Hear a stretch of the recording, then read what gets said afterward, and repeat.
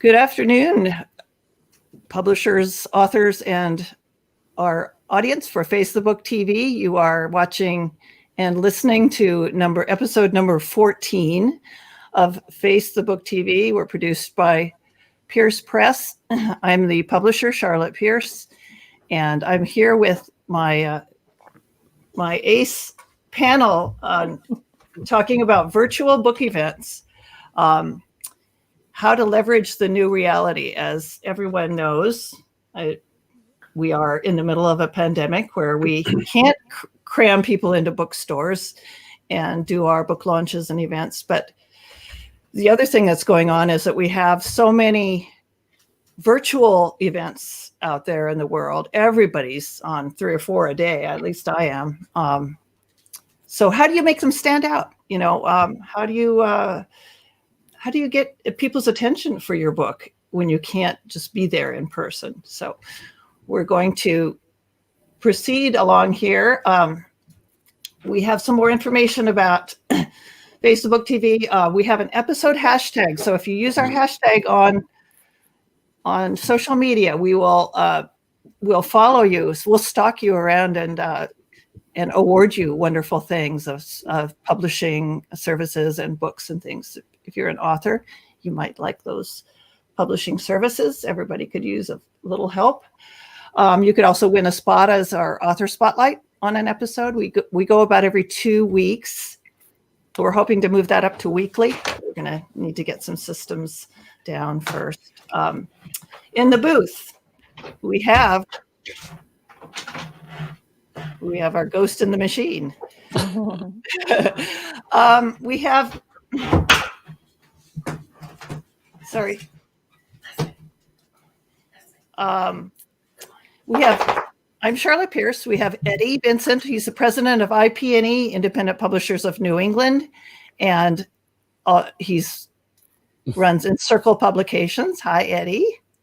Hello. Hello. And we have Skye Wentworth, who's our Face the Book TV expert publicist and runs the Newburyport Book Festival, or is one of the people who does that, which was virtual this year. Hi, Skye.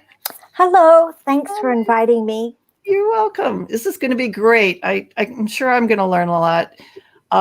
Greg Josephs is our author. He recently launched his debut novel online this summer. And so he has got some immediate experience on this from the author's point of view. So take it away, Eddie. I'm going to go behind the scenes and run some slides. If you want me to call up anything in particular, just let me know. But welcome to Face the Book TV and virtual book events. Hi, everybody. Today we're going over the virtual book events with Skye and Greg, and I'm going to be asking them questions and listening to their answers and learning along with you. I would like to start off asking Skye, how do you feel it is? How do you convert actual book sales into a virtual experience? I think the best way to do it is to really come right out and vocally say where the book is on sale and where people can buy it. Also, Crowdcast has a button that's right in front of you at all times. It says, buy the book here. So just remind your audience every now and then to purchase the book. How do you see how many books you've sold? No one really has a handle on that right now. But if you're on Amazon and they buy them from Amazon, you can look at Author Central and see how many books are sold that day. Anyone else have an idea? Greg? So Greg, what was your experience like when it came to book sales during and after your event? So during my event, I'm not sure. I don't know if anybody was buying as the event was going on. But what doing the event allowed me to do was talk to people who were already interested in the book or people who were just curious and read to them, give them snippets, and then answer questions for them, which I think got people excited about it. You know, leading up to my book launch, I had talked a lot about it in blog posts and on social media, but I think having the more authentic experience of people being able to see me and hear what I had to say about the work definitely drove some sales, I assume, immediately after the event in the first couple of weeks of the launch. It also gave me the opportunity to have some footage that I could release in snippets on various social media platforms for people that couldn't be there, and was just a more exciting way maybe to get people to connect with the work than posting again, you know, just a flat link with an image to, you know, to where they can buy the book. So I thought it was mostly for driving excitement at the time, and then also having some material to reuse to keep people interested. So Skye, how would you go about setting up a virtual event to do online? What would be the first steps that you take? Well, the first step that I would take is I would decide where I wanted to hold my event. I always say go where the traffic is. And that is, if you could go on where people are already holding events, such as there's like a place called A Mighty Blaze these days. There's John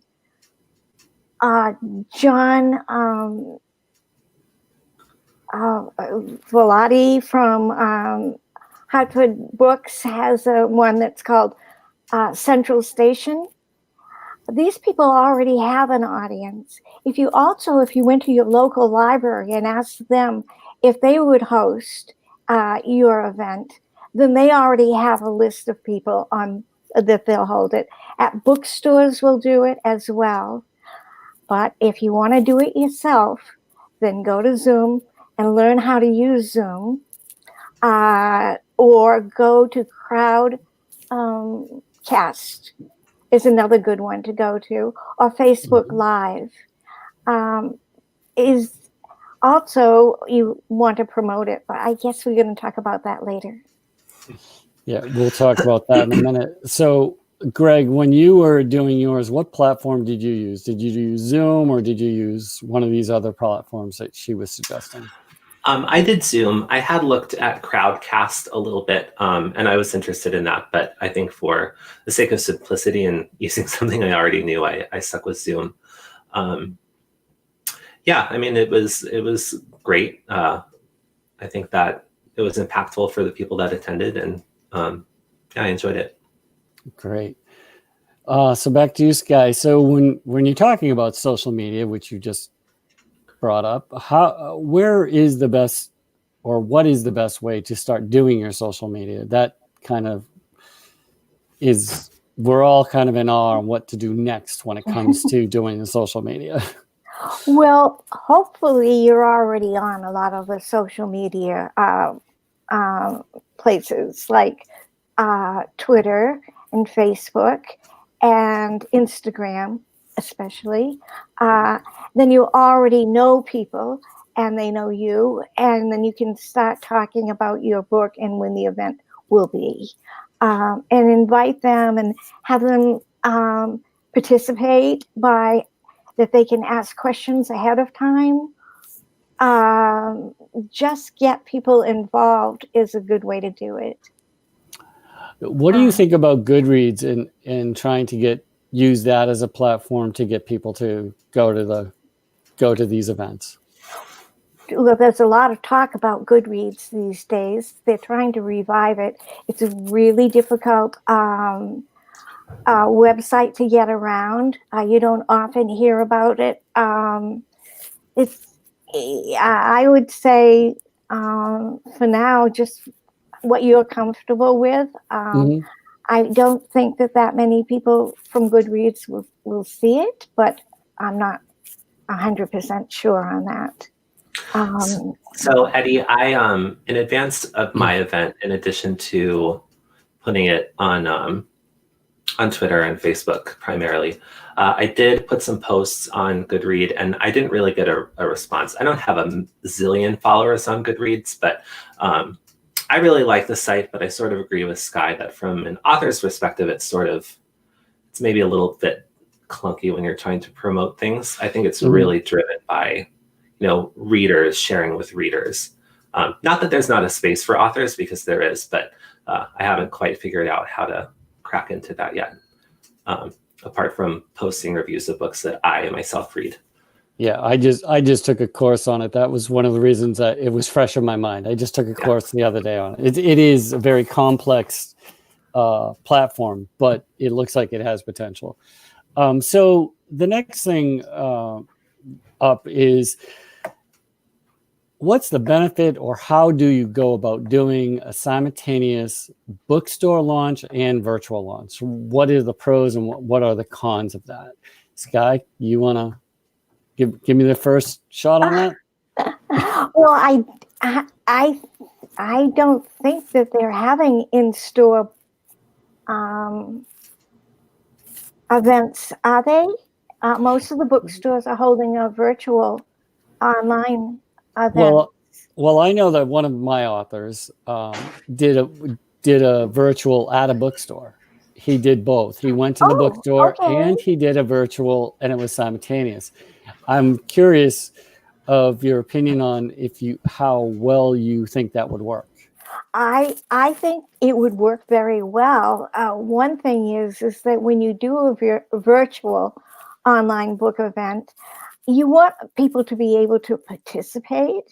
And so if they're just watching the one that's at the bookstore and the author is answering questions from the people that are in the store itself, then it's going to be difficult to also get the people that are online and tuning in that way. But you can always, take what you have and from the bookstore and bring it to all kinds of social, like you could do it on Facebook, you could show it on, not even simultaneous, but later you could show a recording. And Greg, when you did yours, did you try to get into a bookstore, or were you just trying to do yours totally virtual?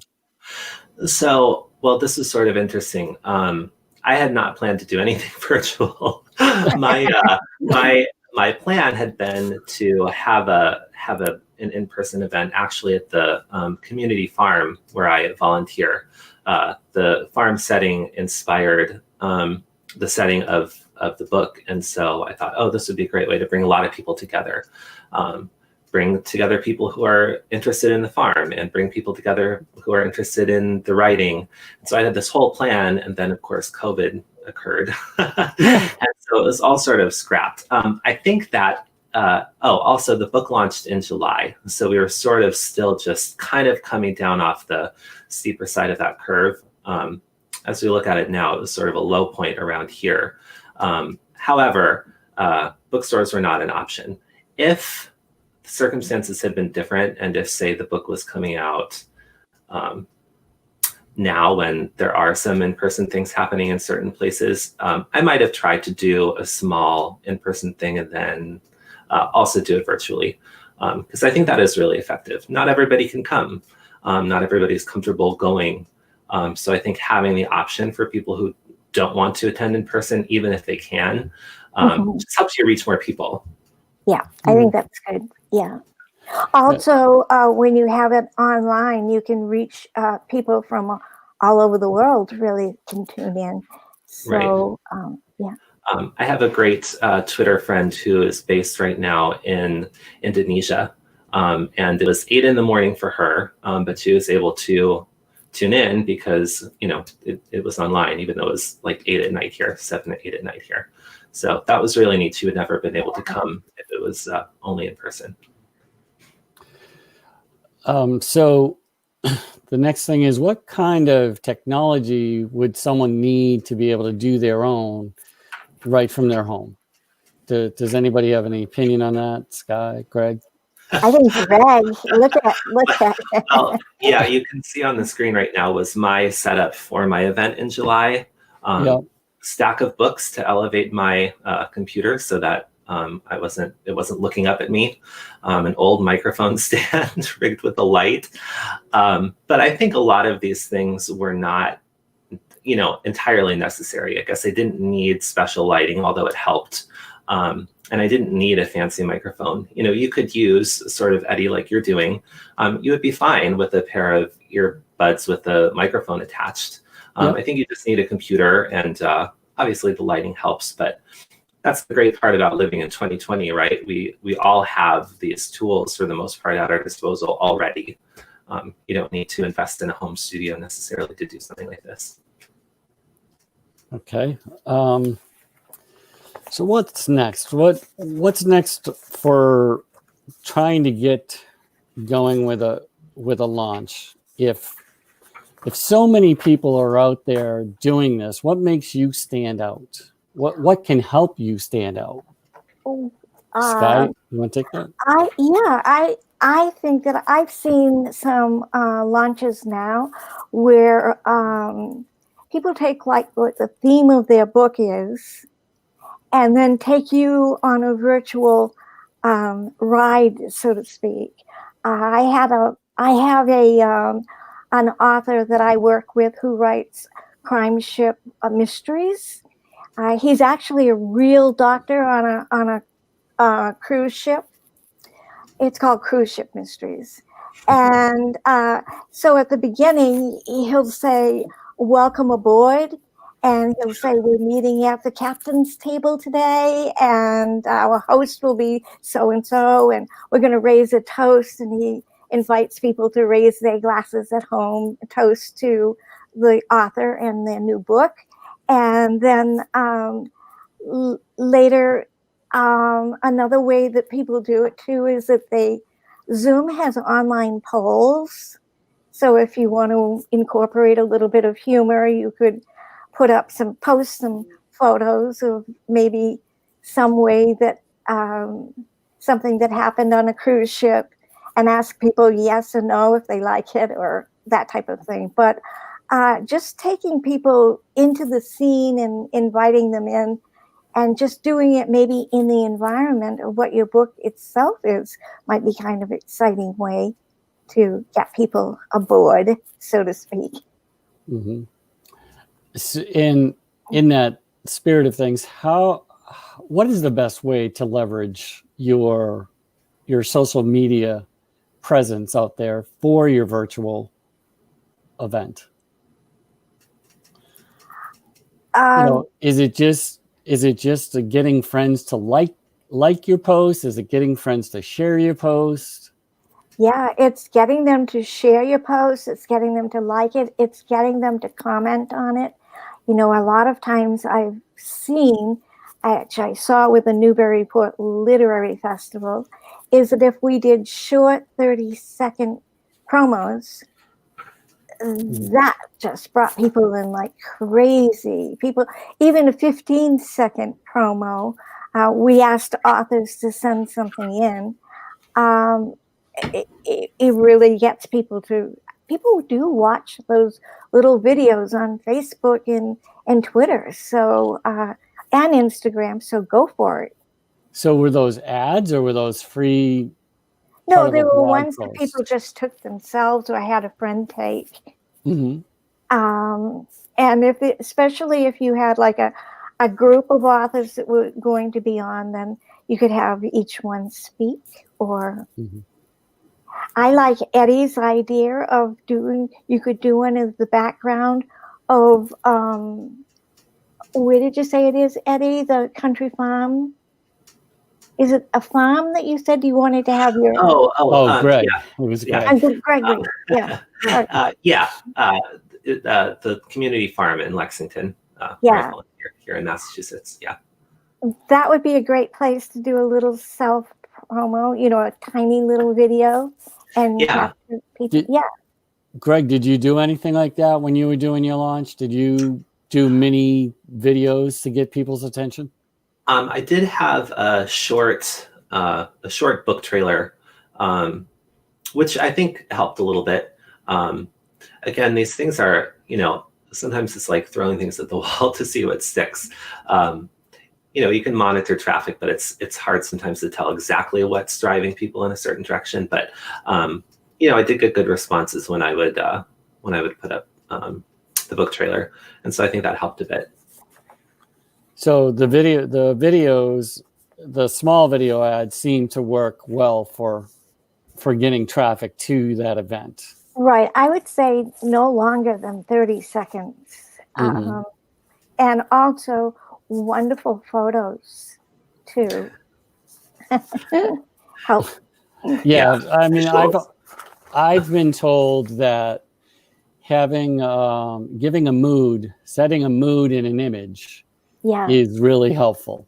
Right. So not necessarily just have a hard sell image, but maybe put a book on a coffee table and have that image. I learned that for my social media for Instagram. Right. To try to get that soft exactly. sell in there so people can feel comfortable. My understanding is that people want to have a connection with authors. Would you guys agree with that? Absolutely. Yeah. So what does Skye, can you talk about, or do you know anything about doing a mailing list and advertising for mailing lists and how to build that and how that helps with all this type of stuff? Well, I would say that anywhere you can to create your own mailing list. For instance, you could give something away. They call them giveaways. And if you say that I have book plates for my book, send them to me and then give them your email address, and they'll write to you and give them their mailing address. Then you've got that email address right there for whenever you need it again. I've seen people too that will talk about their book and say, there was one chapter in this book that I had put in, but my editor took out. And if anyone's interested in reading that, then write to me and I'll send it along. So there are different ways that you can get people's email addresses by using social media, or anytime that you're on a podcast or anywhere that you're speaking. Has anybody, or that has anybody used BookFunnel to maybe give a free short story or anything like that to get some buzz? Yes, I use BookFunnel. Okay, good. So yeah, I like let's BookFunnel. hear about. Okay, so when you use BookFunnel, what was the results? Do you think you get good results from that, or? I think that, yes, I definitely have distributed a lot of free books and short stories. I have a self-published novel that preceded this one, so I can sometimes leverage that to get people to sign up for my mailing list. And BookFunnel really does make everything super easy. So I've enjoyed using them. It's like, I think I have the $20 a year plan, and it's worth every penny. I mean, I don't have thousands of people on my mailing list. I have 100. If I'm being honest, it is difficult. It can be hard to get people to give up their mailing address, their email addresses these days. But that is definitely the one tool that I have used to attract the most subscribers. Would definitely be BookFunnel. And do you feel that sending out a MailChimp ad about your reading or any event that you might be doing is worthwhile? And how would you go about doing that? I do think so. I mean, I do pay attention to like readership and open statistics when I send out anything via MailChimp. And it can vary. Some days only 20% of the people you email open your emails, and other days it's 60%. But I think it is really nice to be able to have those statistics. And definitely, when I send things out from the mailing list, at least for people who are sort of engaged in my emails, I do get results from that. You could also do a contest, or people also they like lists for some reason. 10 best ways to I don't sell your book, or 10 or sign in for the 10 I don't know. They love those tips. So, Skye, do you use email as a way of promoting your clients? Promoting my clients. Do I use email? Yes, I do. But mostly I would say that I use social media, or a lot of times too, I'll have the client, I have the client do it by going Right. on radio shows or podcasts and talking about their book and where they'll be next. Mhm. So, yeah. Wow, this is a fascinating discussion.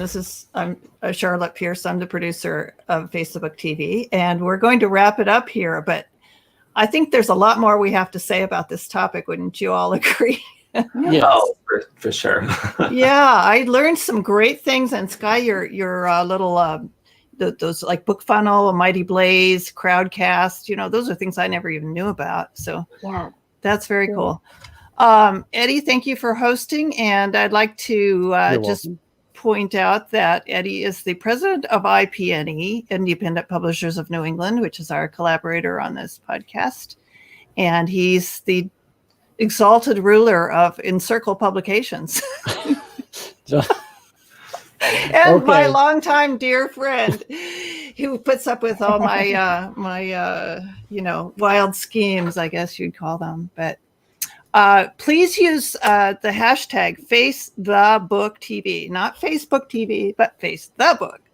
As you can see, we've had some faces here, and we've been talking about books.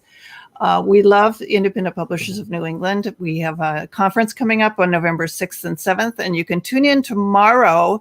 Eddie and I are going to be talking about some of the speakers at that conference. Really great lineup of well-known authors, publishers, people who know about book data and how to get your book through the publishing process. So there's that tomorrow. My company is Pierce Press. Collaboration is the new competition. I did not make up that phrase, but I love it, and I got authorization to use it. So it's just the way I work. I love working with people and collaborating with people, and I think a better thing comes out of it that way, at least for me. Eddie does author reading showcase with Encircle Publications, right, Eddie? Yes, we've done a couple. We've had to put that on hold for the time being, but we will be doing that again. Awesome. Yeah, well, let me know if I can help out with that and get the word out and stuff. That's another thing we can all do for each other, is to get the word out about our stuff. Go on Instagram, go on Twitter, wherever we are, and support each other. We did this with the podcast today, and y'all were very helpful in getting the word out. I think we got 6 or 8 people watching live, and then we'll be distributing this to the podcast apps for audio listeners. So that's really important. All that stuff is so important. Greg's novel is The Confluence, and it's a really great book. I'm reading it now. I didn't finish it yet, but it's really good, Greg. Thanks. Yeah. What's confluting? What's confluting? No, I meant, is it a river? No, it's 2 streams of time. Yeah, it's really well. Skye, it's really well done. It's got, and that's not a genre that I normally, would gravitate to, but I knew Greg, so, I did. Oh, thanks, Charlotte. There's Confluence in the Wild, which is a great way. Oh, I love that. If you're doing a book, visual. Yeah, if you're doing a book launch, show the book. You can put it in the middle of the pepper patch at Lexington Farm or something. That's exactly what I was talking about earlier, setting the mood. Yeah, and here's the place that Greg and I know well. It has yielded these vegetables, and these are actually detailed in the book to some extent. So, we are grateful to our sponsors. We have sponsorship spots available. If you'd like us to highlight your book, please contact me via piercepress.com/contact, our contact form on piercepress.com. And we have some amazing topics coming up. We have Amazon and Facebook marketing, advertising with Ian Lamont. Eddie, he said he would do it. That's great. So if you'd Ian's like to come great. on, and yeah, Ian is just, he spoke at our conference last year on this topic, and there's been a lot of new developments, and he's got a lot of juicy details to share. So that'll be coming up in a couple of weeks. And thank you all for being here and making this a great podcast. Yeah, thanks for having me. Thank you. Thank you Thank very you, much. Charlotte. Yeah, you're welcome. Thanks to everyone else. Well, we'll see you next time. Thank